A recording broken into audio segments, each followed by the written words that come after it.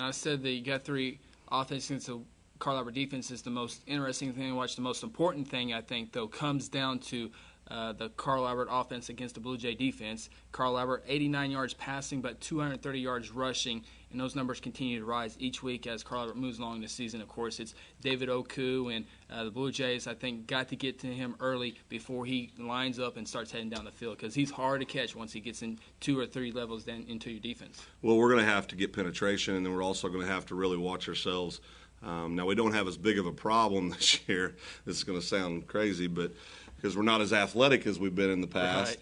So, the cutback yards aren't, because and Oku's a master at that. Mm-hmm. Fortunately or unfortunately, we're not as quick as we were, so maybe we won't get ourselves out of position so much. But, Oku's the key. I look for, Coach Beebe to come up with some wrinkles this week, and I'm sure we'll do some things that, put somebody on Oku and probably shadow him a little bit would be my guess, and just see what happens. Now, the quarterback for Carl Albert is JT Realmuto. He's a junior, and many thought he could get the starting quarterback job a season ago, but Robert Kaiser beats him out in that position. But Realmuto, the passing yards aren't up there, but he does have a 62% completion rate, which is pretty good for a team that doesn't throw the ball a whole lot, actually. Yeah, and he's a big kid. He's 6'2", about 195 pounds, so he's a big physical kid. And we'll see what happens. I think he's definitely they're not as strong at that position as they were last year, obviously, but he's still a very serviceable quarterback. So we'll see what happens there. But I think the offense for Carl Albert's going to come down to quite simply, can we take that average of 230-some yards and perhaps keep them down in the 110, 115 as a team? If we do that, we're going to have a pretty good night, I think. And the Blue Jays have had a little bit of trouble with the plays up the middle. McGinnis and then against Noble last week, and I don't know if it's personnel or kids missing one tackle, but it's got to be careful up the middle because like I said, when Oku gets into the secondary, it could be dangerous. Oh, if he gets into the secondary and breaks it, he's gone. Yeah. I mean, there's no. I think we've got 2 kids on our team that are capable of catching Oku.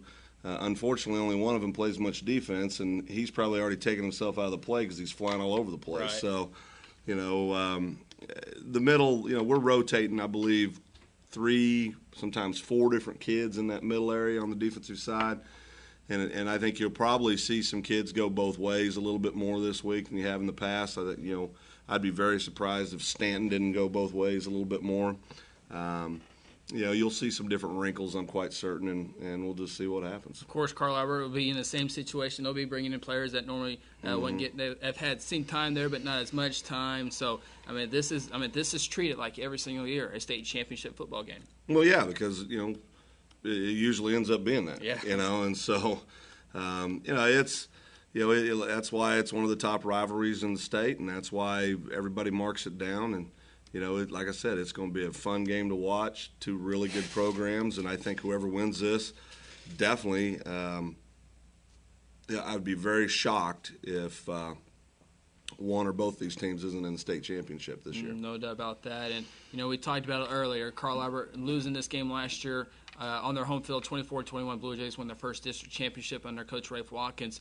Do they have a little bit more added advantage to? I know the Blue Jays can't wait to get there either. They're going to have as much motivation as Carl Albert does to play the football game, but Carl Albert just might that much because they got beat on their home field against the district championship on TV, and again, that was much talked about just like this one here.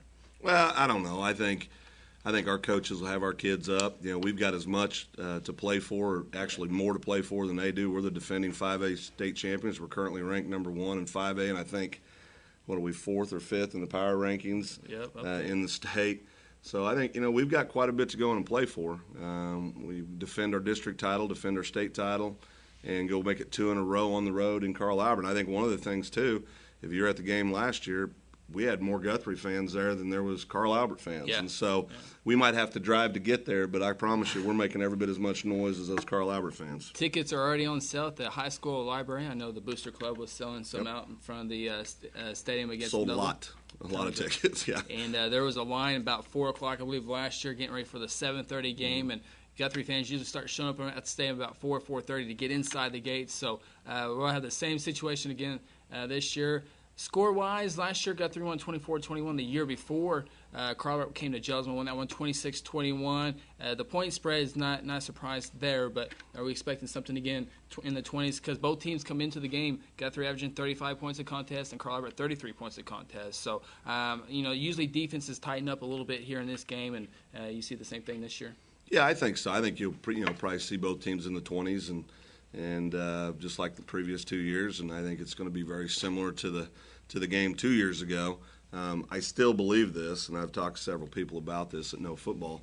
I really do believe the Carl Albert game last year was probably the worst game our kids played all year. Mm-hmm. And I still think that squad last year was at least 2 touchdowns better than Carl Albert. But, the bottom line is we won the game. Mm-hmm. But yeah, I'd be surprised if it wasn't something like 28-21, 28-24, something like that. So I think it's going to be a close ball game. Of course, the TV, Cox Channel 7 is going to be broadcasting the game. They're going to have their keys to the game. Our radio crew will have their keys to the game. Coach Watkins will have his. Coach Rose will have his. When it comes down to it, what are the keys to this game? Well, I think for Guthrie, we've got to eliminate penalties. We've been penalized more this season than I've ever seen. 12 penalties for 85 yards last week against Noble. And you can't give second chances to a team like Carl Albert and have just silly penalties, whether it's offsides or motion or whatever the case may be.